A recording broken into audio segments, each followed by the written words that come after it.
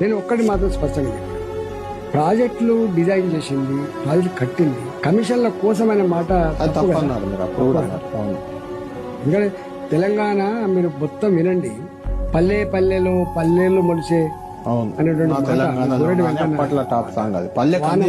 వానమ్మ వానమ్మ వానమ్మ ఒక్కసారన్నా వచ్చిపోయే వానమ్మ, ఎండిపోయిన బోర్లతో ఎండిపోయిన బావులతో ఇవాళ తెలంగాణ వలసలు పోయిందని చెప్పి మాట్లాడుకున్నారు. మహబూబ్ నగర్ వలస జిల్లా అనేవాళ్ళు కదా. అట్లా అసలు ఎట్లా మనుషులు ఎట్లా రాజకీయాలు మాట్లాడండి, కానీ ఏది పని మాట్లాడదు, పిచ్చిగా మాట్లాడదు.